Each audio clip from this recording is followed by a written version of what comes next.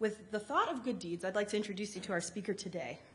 In 2010, Blaire Brettschneider moved to Chicago. Soon after starting a position in development at a refugee resettlement agency, Blair began tutoring a teen refugee girl whose story, challenges, and determination inspired what would become GirlForward.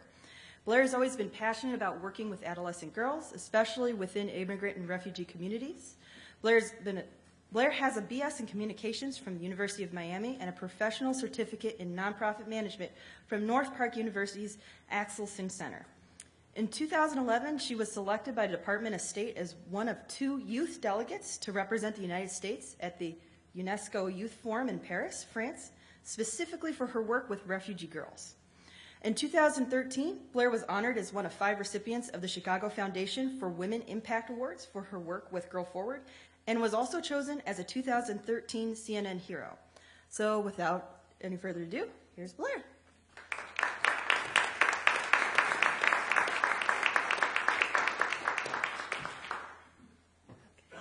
Good morning, everyone. Thank you for the introduction. So I thought I would give a little background of how I got to do what I'm doing now, and then I'll show a video about GirlForward and talk about what GirlForward is doing and how we're growing and expanding everywhere. So I, like my intro said, I moved to Chicago in 2010. So I went to school in Miami. I studied journalism, and I thought my dream was to start a magazine for teenage girls who are like me, because when I was growing up, I really hated what was available to me, and I'd always read my mom's Vanity Fair, and didn't really like reading 17 about prom and lip gloss. So that was my dream. I always knew I wanted to do something about like writing and teenage girls. But the way that I got to where I'm doing now was kind of just a lot of luck and weird coincidences, I guess. So I joined a program called AmeriCorps, which, if you're not familiar, is a government program, and you're kind of a volunteer, sort of a paid staff member. And it's a good program for someone who graduates from college and doesn't know what they want to do. And I had done some fundraising before as an intern at another nonprofit. And so I found this position at a place called Refugee One, which is in Chicago in Uptown. And I had been interested in refugee issues in high school, and hadn't really done anything related to that in college, but it seemed really interesting. And so I applied, and I got this job, which was basically, they didn't have a Facebook page yet, and they needed someone who was 20 to like come in and make one for them. So that was my job. And that was fine, except that there were people coming into the office every day from countries around the world. I knew that the agency was doing important work, but I didn't really get to interact with people very much other than my coworker who shared a small office with me. So I asked if I could start tutoring at the after-school center a few days a week after work, and my supervisor said yes, and so I started going to the after-school center, which was housed in the basement of this church, and it still is. And so a few times I went, and the program manager just asked if I would, find one of the kids to work with. And this goes K through 12, so kids of all ages. And so I worked with a few different kids, and then one day I came, and Amy, who runs the youth program, said, "We have one girl, she's really struggling. Can you focus on her, work with her every time you come?" And her name was Domi. She was about 18 at the time and had been in the U.S. for about 2.5 years. And she was Burundian, but like a lot of the girls that I work with now, she had never actually been in the country where she was sort of from. So she was born in Congo. Her parents had left Burundi in the 70s. So she was born after they had to flee the first time, and then they had to leave Congo again because of war and violence there. And so she spent most of her life in a refugee camp in Tanzania before her family was accepted for resettlement. And so the way that works is, I guess, first of all, the difference between a refugee and an immigrant is choice, simply. So if you're a refugee, you have no choice but to leave your home. And so if you register with UNHCR, if you get to a camp or somewhere else, you can apply to be resettled. And no one gets to fill out a form and say, "I really want to go to America." They just say they want to be resettled. And I think only about 1% of refugees in the whole world ever will get resettled into a third country. So what happens is after a very lengthy process, you have to go through tons of interviews and background checks and all of this. There's usually, like the girls will talk about, there's a list posted or someone calls them and says, you're going to go to Germany or you're going to the U.S. And Domi would talk about when her family arrived. So it was her and her mom and 5 siblings. And they grew up in Tanzania, and they arrived in Chicago in January.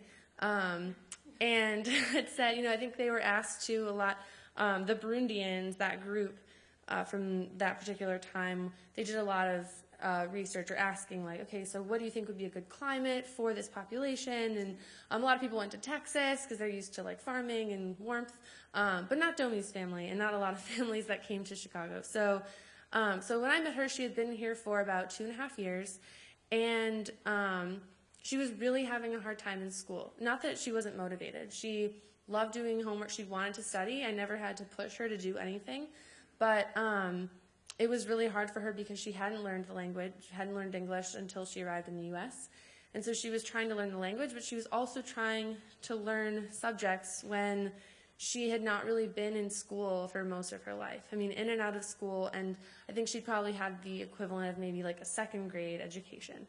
And so I also noticed when I started working with her that she always got there late because her school got out late, and she always had to leave early because she had to go home and take care of her siblings. And so I asked if I could start tutoring her at home instead, and they said yes. And so I started tutoring Domi at her apartment, and that's when everything became just very obvious to me.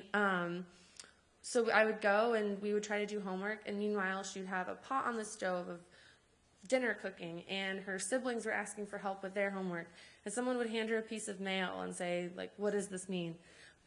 We could never get anything done because she had all of these responsibilities and no time to really focus on herself.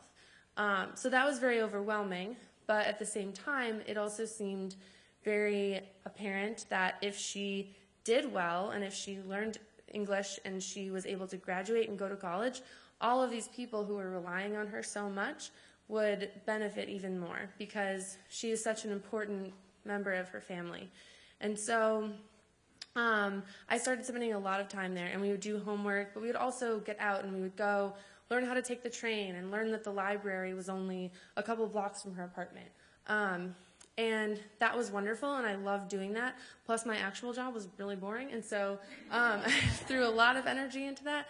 And my coworker and I were both just like really energized about this idea, especially because going to the after-school program, there weren't a lot of teenage girls. We knew that they existed, but you would go and look around and it would be boys, girls, up until about middle school, and then just a lot of high school boys. And so we knew there were high school girls somewhere, but they just weren't able to go to the after-school program. And so my coworker, because she worked in the youth program, she could drive the van, and she knew all the families. And I just kind of had like the ideas, but I didn't know the other families. And so she and I worked together, and we got permission to run this Friday after-school group. And the agency said, like, yeah, that's great. You can do stuff with the high school girls. We can't give you any money, but knock yourselves out. So Emma would go and drive the van and pick the girls up from school, and we would go and meet at the center. They didn't use on Fridays. And the girls were from all different countries, and they went to all different schools, so they hadn't really met each other before.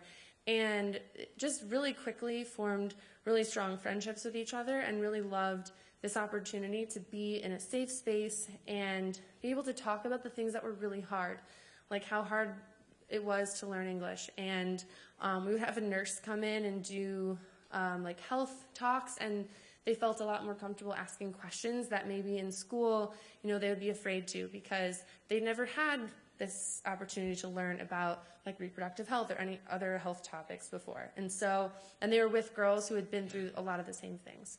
And so that group was great, but as soon as we started it, pretty much, girls were coming up to us and asking for one-on-one help with college searching and applications and jobs and all of that. And that's what Domi was getting from me. And so I wanted to combine those two things and have this group of girls, this community of girls that supports each other, and also the one-on-one support from a mentor. Because even though, our girls' parents really care about their education, they want them to do well, they've been in the U.S. the same amount of time as they have, and they probably haven't gone to school ever, and they definitely haven't gone to school in the U.S., so there's really only so much that they can help them with. And so that's really where the idea for GirlForward came from. At the same time, the group started, I left my actual job and was working at an organization still in Chicago called Heshima Kenya that has an office here but is doing work primarily in Nairobi and working with unaccompanied refugee women and girls and their children. And so I was learning a lot about this idea of the girl effect and programs in other parts of the world, not in the U.S., that were really focused on girls' empowerment and designed for girls. And so I really loved what I was seeing in places like Kenya and Tanzania and in different countries in Asia, and I felt like we don't really have that here. And most of our girls, the challenges that they have are a lot closer to those girls in other countries than some of their peers in Chicago. And so GirlForward was really structured according to research and best practices in developing world. And so now what we are today is an organization that's in Chicago. We have a new site in Austin, and we do 3 core programs: mentoring, camp, and safe spaces. I'll show our video as an intro, and then I will talk more about that.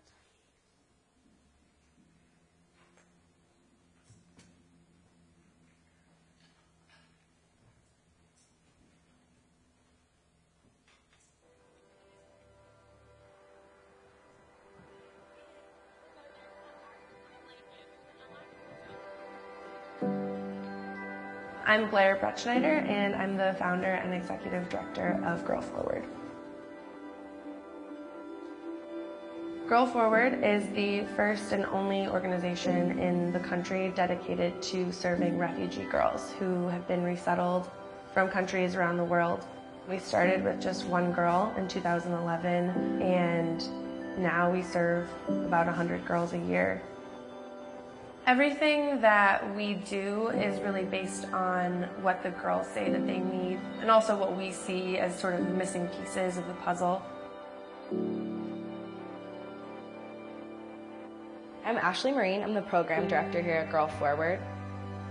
At GirlForward, we work with girls to address 5 main challenges they experience: poverty, social isolation, language barrier, lack of education or disrupted education, and the need for role models. All of our girls have experienced interrupted education, and what that means is they may have had very limited interaction with a formal school setting, less than 2 years, or have been in and out of school for most of their lives. Many girls feel themselves falling behind in school, feel themselves not gaining the English skills quick enough to really get by in the day-to-day, and that's why they reach out to us.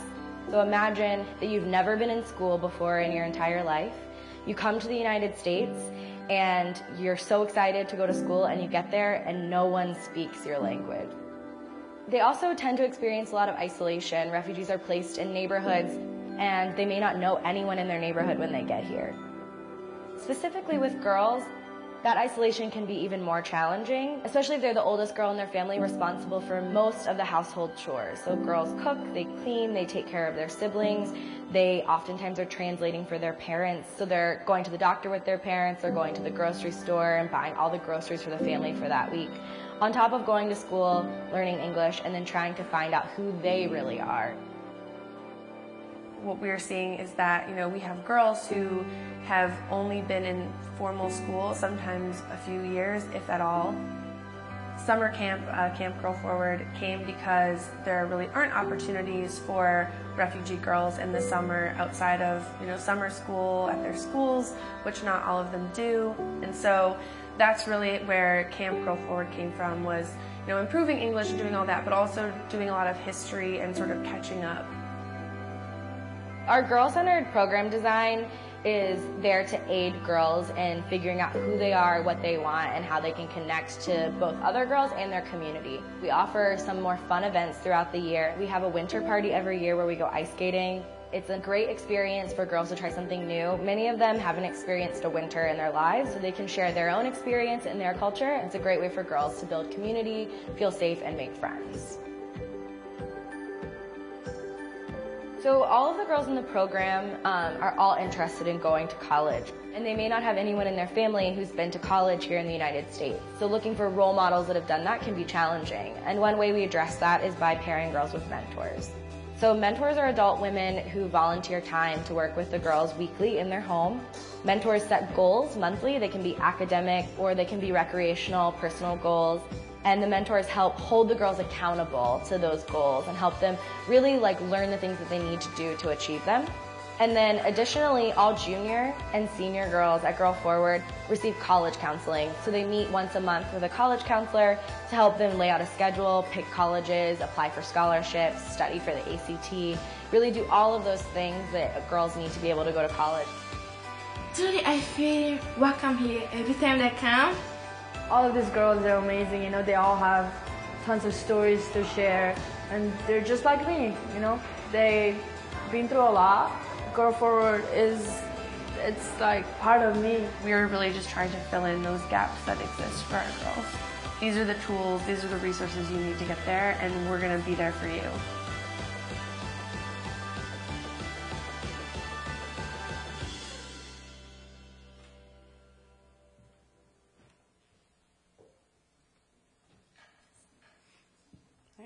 That's our video. So that kind of talks about our main programs that we have.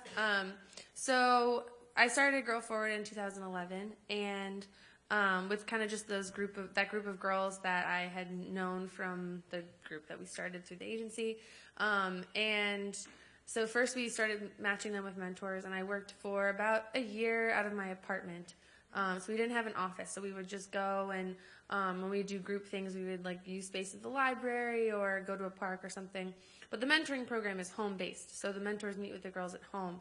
And that's really important because they have a lot of barriers to leaving home, and we try to make sure that they have time and there are opportunities for them to get out of the house more. But in order for the program to really meet their needs, it has to be in their home. And so that was easy for a while. We didn't really have to have a space. But then one thing I had also noticed with Domi is that summer was just this long stretch of time where she really didn't have anything to do. And unless you are in summer school, there's opportunities in Chicago. There's tons of camps. A lot of them are very expensive. A lot of them are competitive. And for as many after-school matters programs and whatever else is out there, there wasn't anything designed for this population of trying to catch up in the summer months, which I thought was such an easy opportunity. There's 8 weeks where they're out of school. Why not turn that into time where they could actually be building skills instead of falling behind even more? So the first year, Camp GirlForward was this very loosely designed curriculum, if I can even call it that. But we did some reading. I had a professional teacher who just volunteered for the summer and taught camp, and we used a classroom at a Catholic school that is no longer there in Edgewater in Chicago, Andersonville. And it was on the 3rd floor, and there was no air conditioning, so every day we would hike up these steps. And then by the end of the summer, we would be in the basement because it was too hot. So we had about 15 girls trying to just do some academic work in the summer. Now camp is every summer. We have it now in Chicago and Austin, and it is an awesome curriculum with teachers who are actually paid, and we focus on literacy and confidence building. So reading, writing, speaking, and listening. And last summer, our average, so for reading comprehension, say we have girls and they take pre-tests and they take tests at the end. And just this range goes from 1 to 10. We had our average pre-test for reading comprehension for girls, for 25 girls, at the beginning of summer was 3. And by the end of the 8 weeks, the average was 7. So they jump up a huge, a lot in the summer. We were just picking our books the other day, and we have our rule is our books that we read. So we break into literacy circles, and so the girls are divided based on their level and for part of the day, and then they're with the whole group for other parts. And we had a staff vote on our books. And we have to have female protagonists. That's one of our rules. And so we had a really cool selection. We're doing, oh, shoot, I forget. Ms. Marvel, I think it's called. There's it's like a graphic, someone's nodding. It's a girl, she's Muslim, and she's a superhero. I don't know that much about it, but we read the description. Our director of education put together all the descriptions, and we read through them. There's another one about the breadwinner, which is about a girl in Afghanistan who has to pretend to be a boy so she can make money for her family. So it's a really cool bunch of books that we do in the summer. So camp is 8 weeks long, and they are with us Tuesday through Friday from about 10 to... Camp technically goes till 4, but we do clubs afterwards, and the girls are always there, so it's like 10 to 6 almost every day.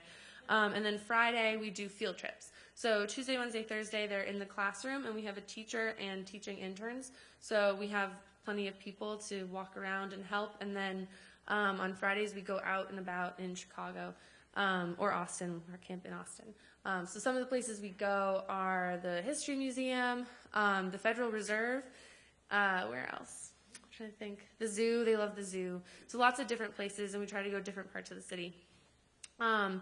And camp is a really fun time also just because we have all these girls there at once from all different places, speaking all different languages, and it's really cool to see them build friendships. And then the way that we sort of do our calendar is camp feeds into the mentoring program. So the mentoring program is year-round, but we do it on a school year calendar. So a lot of new girls will come into camp, and then when camp winds down, we talk about mentoring, and they sign up, and then by the next 2 months, they are matched with a mentor.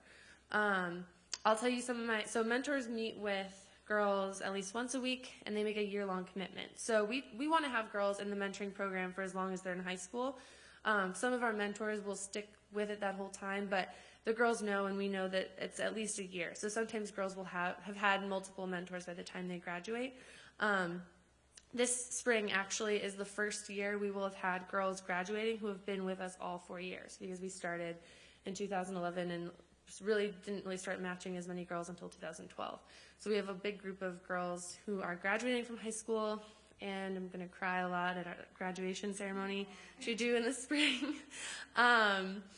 And so their mentors will be there. We do graduation. It's really nice. But I'll tell a couple stories from camp and mentoring, sort of our favorite inspirational stories. Safe Spaces is a lot of different things, but mostly it's our program center in Edgewater. So we have a space that was in the video where girls can come after school. We do a little bit of in-school programming, but that program is kind of in development right now. So as I mentioned, we launched in Austin. Really this year, we kind of did our full launch, but we did a pilot of camp there last summer. And people ask, why did you go all the way to Austin? There's a few reasons. One is Texas as a state currently is resettling more refugees than any other state. And that doesn't include immigration. So, or anything happening at the border like a couple summers ago. Illinois generally takes in the 2000s. Texas is 7,000. And most states take around 1,200 people. So it's a lot. Austin isn't the highest, but Austin has a population and number similar to Chicago. And the university is there. We got a really positive response from people wanting us to come and start our programming because they didn't have really any youth programming for refugee students. And there's a growing need. So we did a pilot of our camp, and we just had 10 girls last summer doing camp there. And I went down, so I was there for a month kind of getting things ready, and then in April, and then I came back. And so I went back in July, I think, for a week just to check and see how everything was going and check on our teacher. And we thought it would be really cool to set up a Skype call between our Chicago girls and our Austin girls. So we did that while I was there. And we had our 10 Austin girls kind of sitting around this computer. And then during lunch, and then we pulled up a screen kind of like this, and our Chicago office came up, and we had between 25 and 30 girls all sitting right there, and they were all waving, and I was standing here, and there was a girl in Austin sitting in front of me, and I just heard her say, Emeralds. And I know that name because that's the name of one of our girls in Chicago, and so I was like, do you know Emeralds, who was sitting right in the front row on the screen? And she said, yeah, we lived in Rwanda together. They were in the same refugee camp, and now they're both in different cities, but both in GirlForward, which was completely crazy because we're only in 2 places. And but I mean, that was cool for a lot of reasons, but for me, it really sort of reinvigorated my goal of wanting to be in more places. And knowing that these 2 girls both came from this one camp and are in the U.S. and are both going to have more opportunities because they're going to have camp and they're going to have mentors was really exciting. So that was one of our favorite stories from camp. Also, that same last summer, we had a girl named Gentile who was in Austin, and she we did a day where they were learning interview skills. So we did some speed mentoring, and they learned about going to a job interview, what you wear, what you're typically going to be asked, and they practiced a lot. And that same week, or like the next week, her mom had a job interview. And so she had gone home and said, like, Mom, I learned all this great stuff at camp. And so they practiced together. And then she came back to camp and was so excited because her mom had gone and done the interview and come back and was like ecstatic because she had been asked all those interview questions. And so Gentile had helped her prep for this interview. And so that's a great example of just how, you know, our girls, people kind of ask, like, well, why girls? Why just girls? Why don't you do anything with boys? And, you know, boys need help too, but girls have a lot more challenges. I mean, to be honest, they have a lot more responsibilities. And we really believe in the multiplier effect, and that we're not just empowering girls, but we're doing this because it has an effect, a wider effect on their families and on their community. And so, yeah, that's camp. Mentoring, I mean, every year we have great stories about girls and our mentors. Last year I got to go, we try to have one staff member at every graduation, and we're about to have 5 full-time staff, but we only have 4, and one of them is in Austin. So we try to split up and make sure everyone goes to graduation. And that's always a really great experience. Not our graduation, but the actual high school graduations. And I got to go, and I was waiting for a girl to graduate, and her mom was coming, and her mentor was supposed to come, and so I went there, and I was trying to reserve seats, but they were super, super late. And they're Nepali, so they're Bhutanese refugees. They're ethnically Nepali and had to leave Bhutan and lived in camps in Nepal. And this is a girl named Hema, and she was graduating. And so I'm waiting, and like graduation has started. And it's also just funny because this high school is probably one of the most diverse high schools in the city. I mean, there's people speaking every language around me, giant families from like all corners of the world. Everyone is like walking around. It's the most chaotic graduation I've ever experienced. And like on their phones, like trying to flag down like old like aunts and random people from who knows how many extended families.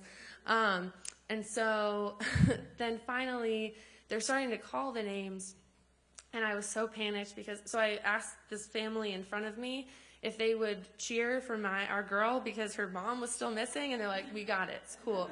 So then finally, like the 11th hour, they were about to call her section, and mom walks in with like I don't even know whose baby that was, and the mentor who's dressed completely in her sari, and she's like, we had to take the bus, and I got there, and they were like, you have to wear the sari.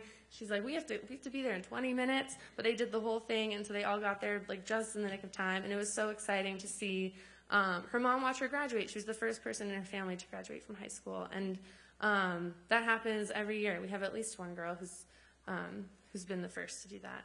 And the girls will say all these things about their mentors, like they're their best friends, and they're their confidants, they're the people they go to. And so, yeah, we're just really excited that this year we're going to have, starting in the fall, we'll have 45 probably girls and mentors. Right now we have 30, so that seems huge. And we're going to continue with mentoring in Austin as well. So there's a lot happening. Yeah, I think if you want to can move to questions. I feel like there's always more questions than I actually have stories, so I would rather leave more time.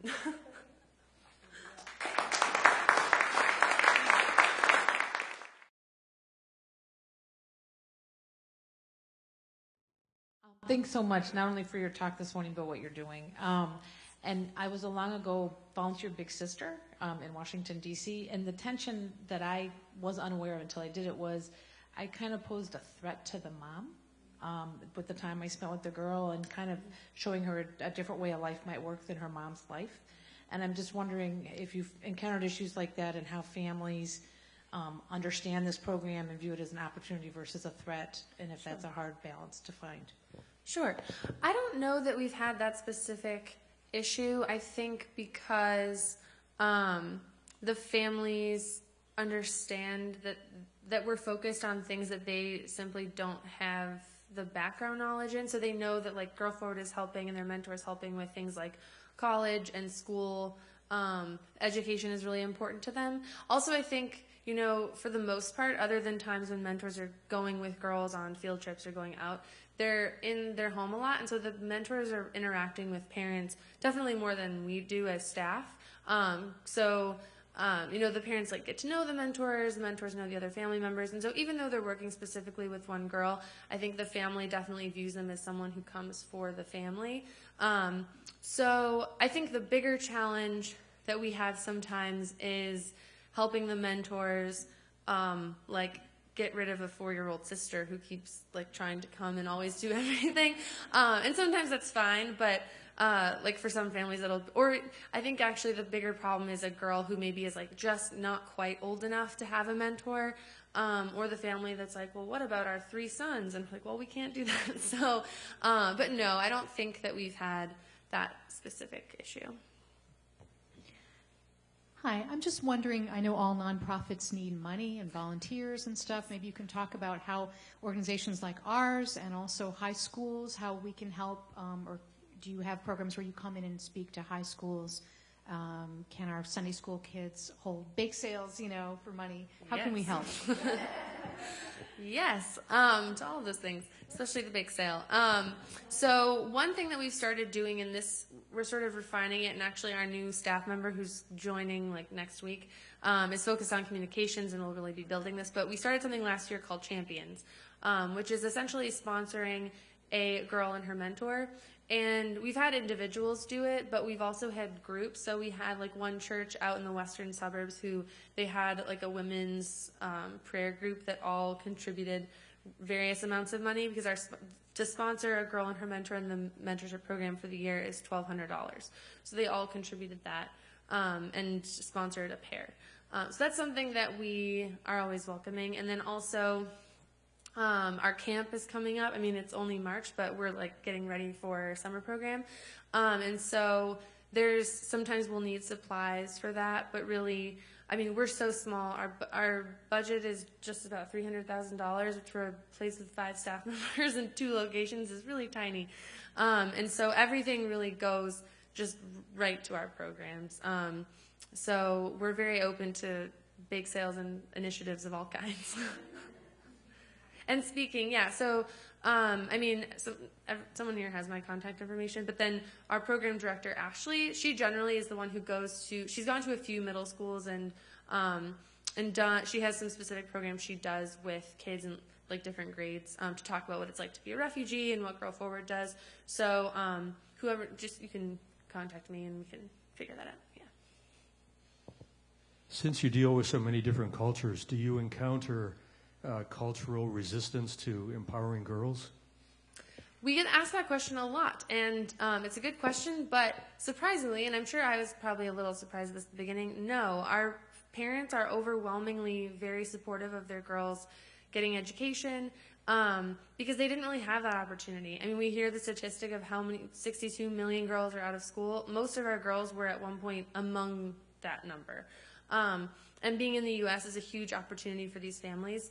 And so I think the bigger challenge, though, is communicating what it takes to be able to be the doctors that they want their kids to be. So, because, you know, in a lot of places, you go to school, you get good grades, you do all of that, you're good to go. And here it's like, no, you have to join a club and like be a leadership position and volunteer. You have to have this complete resume by the time you graduate from high school.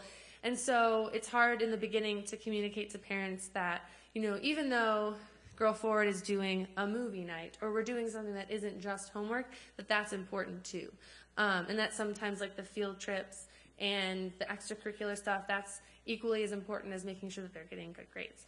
But overall, we haven't, you know, we've had parents who were skeptical one time, like in the very beginning, all I had really to show for our programs before I was the only staff and we didn't have an office, was a scrapbook that I used to carry around with pictures of what we had done. And I took it to this new family that someone had referred, and was showing pictures of how we like went to a basketball game and we did all these things. And I was trying to get Beatrice's dad to agree to put her in the mentoring program. And he looked at the scrapbook and he said, this just looks like a lot of fun. I don't see any school. And I was like, oh, okay, well, no, like these are the fun things, but we're going to do homework too. So it can be kind of surprising, but our parents are really motivated and they want them to succeed. Yeah, since you're dealing with basically a refugee population, not always, but often there's been sources of trauma back from the home country, either the people individually or their families or their neighborhoods and things. Do you occasionally have, girls with bigger problems, I guess bigger problems than you can handle, that have significant trauma issues that would need further counseling? And if so, how do you handle that? Sure. So if we know of a girl who we think needs support that we can't provide, we have a network of organizations and providers where we can refer out, and like certain groups that, like Heartland has a group for survivors of trauma or torture and different things. So we have a network and we can make sure we make those connections. And a lot of the refugee resettlement agencies also have like counseling programs and therapy programs. So we keep an eye on that. And also we do, our program director, Ashley, she's not clinical, but she's a social worker. And so, we're able to do some things with GirlForward. And one of the biggest things that the girls talk about is just feeling safe and feeling more comfortable and being able to make friends. And so, having that supportive group of friends is really important.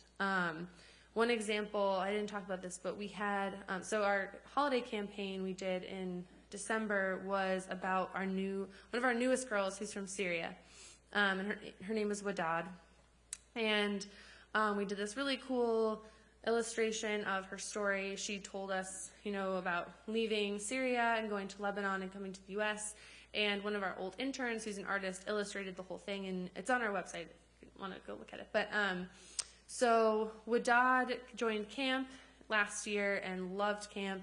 She was so shy and barely spoke at the beginning and really didn't speak English at all. And by the end of it, had friends. She was like joking around with everyone. She would the first time she raised her hand and gave an answer, everyone in the class cheered for her.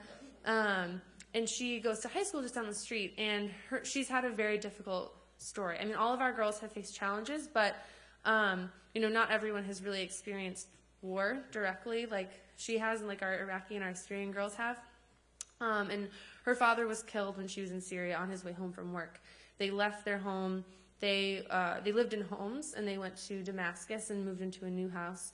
And then in the middle of their night, their house was shelled, and Wadad was very injured. She and her sisters still have shrapnel in their bodies that they have to go and always have appointments for it, like downtown.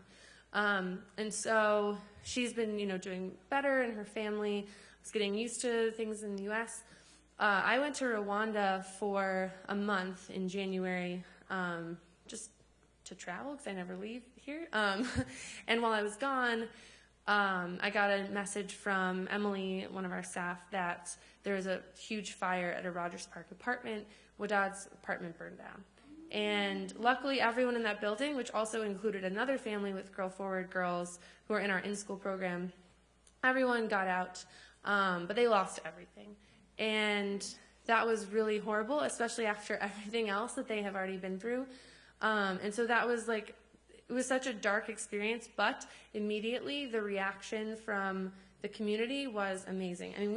We can't fundraise for individual families, but We collaborated with the Syrian Community Network, and we collected gift cards for them. Our entire office was basically my nightmare, which is just piled high with donated clothes while I was gone, and even when I came back.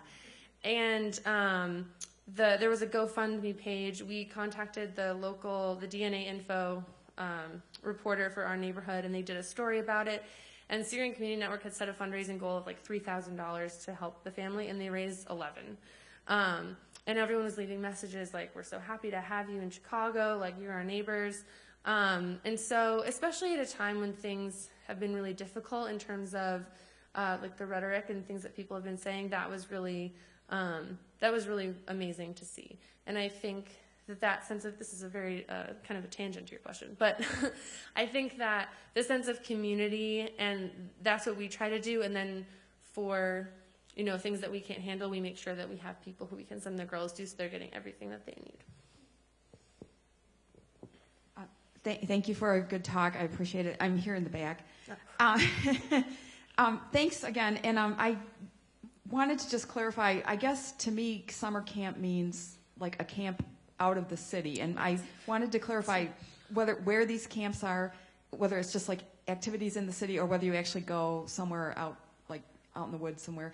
And also, I'm just curious, where do they go to skate? Okay. Yeah, sorry, I did not explain that. So camp is, it's in Chicago, it's at our program center, and in Austin, it's at a classroom that we are given through the school district. And it's daytime, so they don't sleep there. And they come in the morning, they leave in the afternoon, and we give them all bus passes. So that's also one of our biggest expenses that we're raising money for right now is the CTA venture cards for the girls. We give them unlimited passes so they can get to and from camp every day, and also so that they're not closed off in the summer to other opportunities. So after camp, if they are going to get a part-time job or even volunteer, they can do that too. So all the girls have bus passes. On the first day, we have our board members and some of our volunteers come, and we disperse, and we go help the girls learn how to get to camp, and then they find their groups, because usually like a couple girls will live in one area, and so they'll commute together, and then they go home. So they take the buses every day. And in Austin, it's kind of the same. Luckily, in Chicago, we at least have a pretty good public transportation system. Austin is a little bit trickier, but it still exists. Hello. My question is around supporting the family. So you had mentioned that many of these girls play sort of an outsized role in their family. And how do you support the family when the children are away at camp? Or is there any support? And then do you find resistance because there is no one there to replace them? Sure. That's a good question. I think the biggest issue we see, especially around the summer, is just childcare, because when we have girls who are the oldest and they have younger siblings, it can be really hard to get the kids somewhere so that they don't have to be watched. And we're working on that. We have a bigger network now of other organizations, so we can try to get the younger siblings into another program. Like we have a partner called Madonna Mission, and they took like one of the younger siblings from one of our girls last summer so that she could come to camp. I think that's the biggest thing in terms of families being resistant. Like they want the girls to go to camp, but they might need someone at home for that. And that's also why our attendance is not perfect. Our attendance is like 75%. Most girls attend maybe like 80% of camp. So there's going to be days when they miss. But what was my thing about that? Childcare. I don't know, I totally just lost my train of thought. The CTA passes. That's actually, though, one way that we try to incentivize it, which is, they get these unlimited cards. So after the hours of 10 to 4, we've had, like, parents are using those cards to go to work.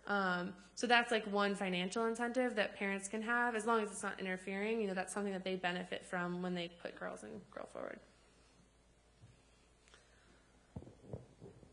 Hi, I'm right here. The need you're filling is so obvious and so large.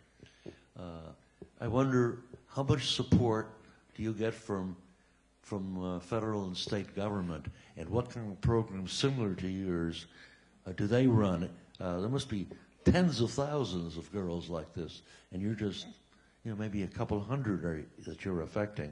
The need is so vast. Doesn't government have a responsibility?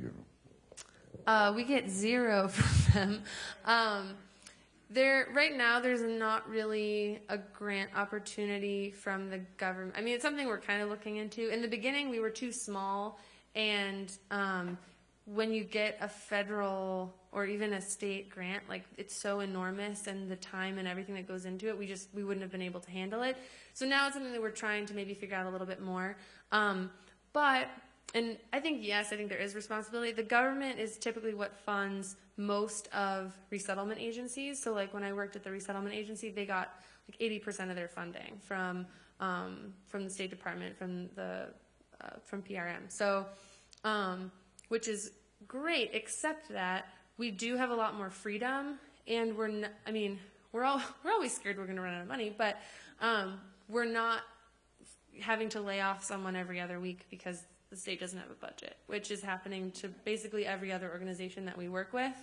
So it gives us more flexibility, and it also gives us more flexibility in terms of time. So typically grants for agencies that are resettling families, they only have like 8 months to 2 years to support those families. And since we're not regulated by that, we have girls who have been here for 3 months, and we have girls who have been here for 5 years. So we don't have to cut them off in that way. So it's kind of, there's like positives and negatives. Guess all the questions are on this side today. Oh, back there.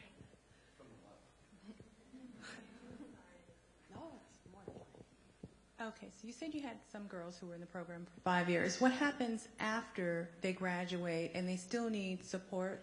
Are you able to maybe refer them to agencies, or what? Yeah, so when our girls graduate from high school and go to college, at this point, the mentoring program ends when they graduate from high school.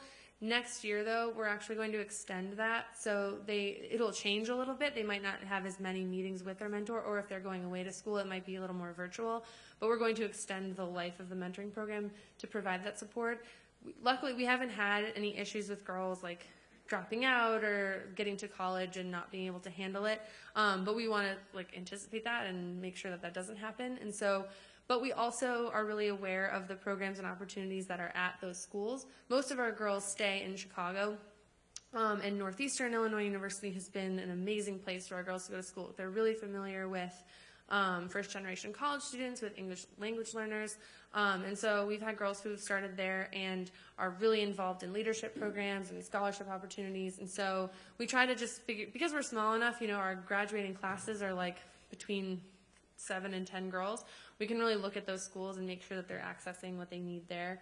But then also, if they are here, our space is still open to them. So even if they're not in the mentoring program anymore, they can still come to GirlForward after class, or they can come get help with other things.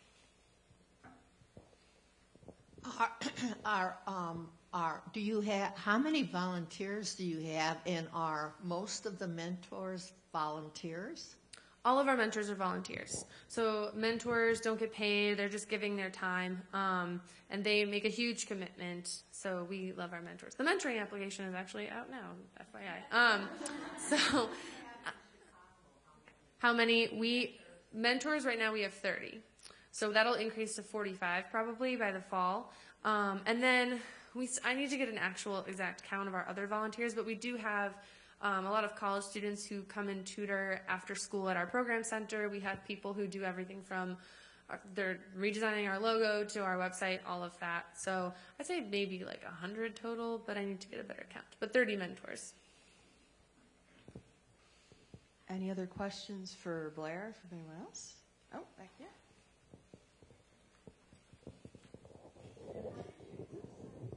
The website is just girlforward.org.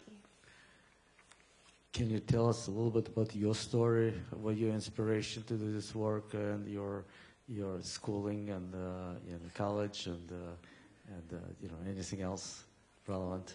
Anything else that inspired me? Well, I sort of mentioned how I kind of fell into it, but I guess in high school I got interested in UNHCR, and when people are talking about Sudan and refugees fleeing Sudan. In college, I really didn't do anything around refugees.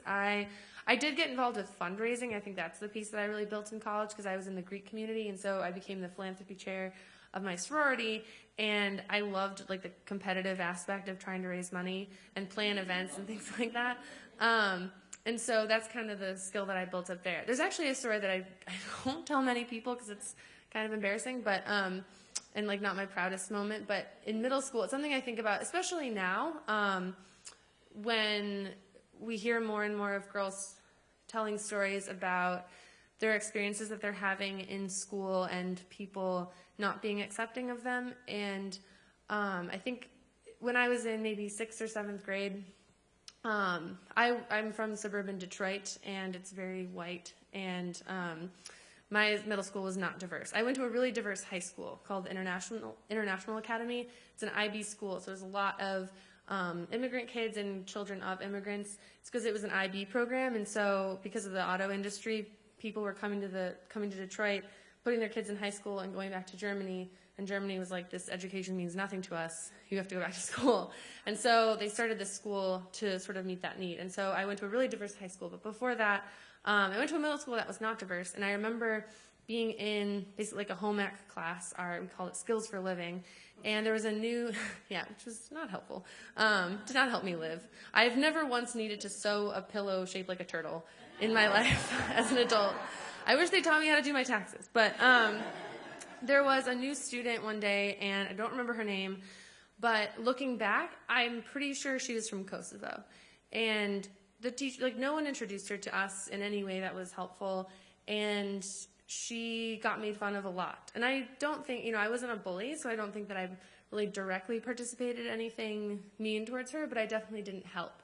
And I just think about that and about what I'm doing now and how I wish, first of all, I wish I knew who she was, so I could like find her. But I think about that and what our girls go through, and that's why we also do those things where we speak at high schools or we speak at middle schools to talk about other kids, because sometimes they're not, kids don't learn about refugee students, or they might not know that someone in their own class could have gone through a war. Because sometimes teachers don't tell them. And so we try to do that, and I just try to think about that sometimes when things are hard. I saw one of the girls wearing a Roosevelt t-shirt. Yes. I went to North Park University as an undergrad, which is in Albany Park, just up the road from Roosevelt. You talk about mentoring. I was wondering, have you explored maybe something less formal, like tutoring, like maybe pairing North Park undergraduate students, tutoring, your population who goes to Roosevelt? We're actually probably going to start our in-school program at Roosevelt in the fall. So right now we're at Sullivan High School, and we do a group after school where we partially work on homework and then do sort of other GirlForward curriculum activities after that. In terms of tutoring, we offer tutoring at our program center that's after school, so girls will come to drop in. And mostly the students that we have are from Loyola because it's across the street from us. But we always get requests for volunteers, and so we just, we'll take other non-Loyola students. But I think a lot of girls, especially if they're newer, their families through the resettlement agencies will have maybe like a homework tutor who comes and helps them through that. So we're kind of focused on mentoring, and then any other tutoring stuff happens like through our program center.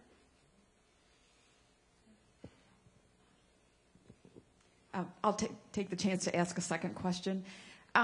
You mentioned unaccompanied minors, and I wondered how common that is, and are these people who are orphaned because of war, or what are their circumstances? So I don't know the exact number of how many resettled or unaccompanied. We actually, right now, we don't have any girls in our programs who are unaccompanied. It's pretty rare. It's like a really small part. When I worked at Hashima, Kenya, that population that was in Nairobi were considered unaccompanied. I don't have the exact number, but it's most girls who we have or who even come to the U.S. are with at least one parent or like adult family member. We do have some girls who are being raised by adult sisters, but no one who is just totally without family. I'll come back. The film, and you mentioned the fact that the oldest girl did most of the housework and taking care of the younger children. are the mothers working or something that they can't do it? Sometimes. It's also tradition in a lot of places. So, like, when you're the oldest girl, you typically if you have younger sisters. I was talking to someone about this when I was in Rwanda, and she was kind of laughing about how she was younger, so she didn't have to do a lot of the work. But yeah, it's a traditional, especially in like a lot of East African cultures. So if you're the oldest girl, like you're kind of in charge. And a lot of our parents work. It kind of depends. And if they do, I mean, someone's working. Not always the moms, but generally they also work like difficult hours. And so it's also a matter of like, one our oldest girls might be the only ones home at that time, because if mom is working like a really late shift, or she has to commute all the way to the airport, which we have a lot of parents who have to work out at O'Hare or places that are really far, it's kind of a scheduling thing too. So it's never like mom's just kicking back, drinking a lemonade and watching her stories. Yeah, and so part of it's tradition, part of it I think is just so many responsibilities in that one family, and someone having to do it. So you said you're up to about 100 girls. Do I remember that you said that? Do you have any sense in Chicago, like what the ultimate, like if you got every teenage girl refugee in Chicago, how big do you need to be? And if you ever got to that size, what would be the natural extension? Like, would we go to boys? Do we go to older? Do we include moms? What's the fantasy as you grow and develop? Sure.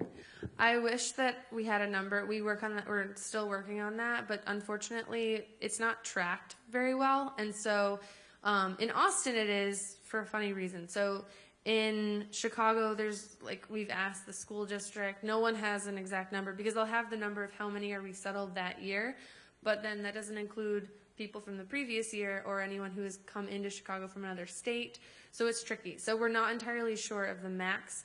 And I think that even when we are, the goal would just to still focus on them. Like, we're not going to expand to then also do boys or do anything else. It would just be to really like focus on that and go deeper rather than wider. In Texas, the reason they can give us a number, because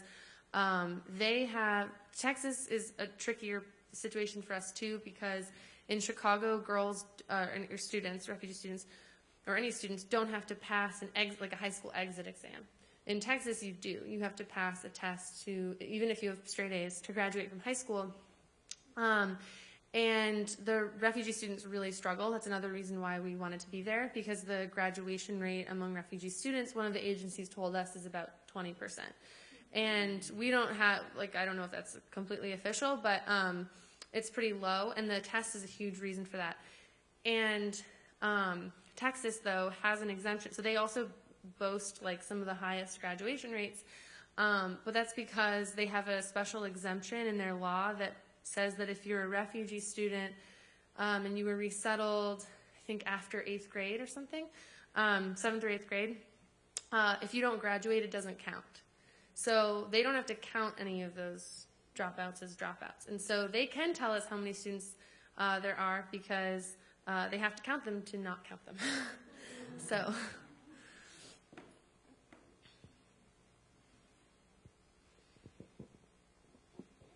This way? Okay. I was just curious, what about a situation where a young girl is pregnant? Do you self-educate them? Or give them some kind of education tips on pregnancy, or do you help them with abortion? How does that work? So we have had girls who have become pregnant, and I mean, what we do before then, or just throughout all of GirlForward, is we talk a lot about reproductive health. We do workshops during camp and give them all of the information about all of the options and everything they can do. Our bathroom is lined with diagrams and drawings of all sorts. And so when we've had girls who have been pregnant, and generally, I mean, that's not something that we are specifically built to support them in. And so but we are part of a few communities of grantees of organizations. So like Chicago Foundation for Women gives us money, and they also have grantees who are really focused on teen pregnancy or young moms. And so we've been able to refer girls to programs where they can have someone who's coming to do home visits with them and teach them everything that they need to know, and be with them when the baby's born. So and whether or not they stay in the mentoring program is kind of up to them and like if they think that's going to be helpful or too much. But we can't provide really specific like pregnancy services, but we make sure that they have those if they need them.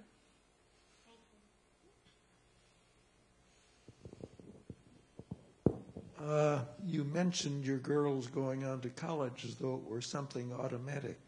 Well, a further education is certainly desirable, but it's not automatic. Is there any difference in what you do for girls who are clearly not going on in further education? So we define success from graduating from the mentoring program as graduating from high school and then going on to do something else that's going to be able to support them in the long term. So a lot of times we just want to say college, but that looks different depending on the girl. So we have girls who go to four-year universities, who go to city colleges, and who do career training. So we have girls who have done like a CNA program and are working at a nursing home that's near us, who we have sort of an informal partnership with. And so we really try to make sure that whatever the path is, it's best for them. We're not having, everyone applying to the same schools or to try to go to four-year schools if that's not right for them. We really we want to make sure that when they graduate, they have something that's going to be able to turn into a career or be able to take them to the next step. We have time for a couple more questions. Great.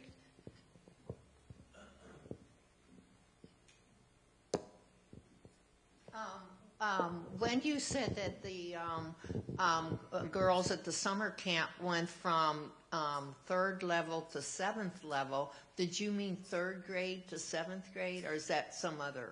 No, it's just a reading scale. So I recognize it's kind of meaningless if you don't know. Like, I don't really even have a visualization of what that is, but it's like a scale from 1 to 10. So we even have girls who, when they start, are like below. We don't even have a level for them because they haven't gotten there yet.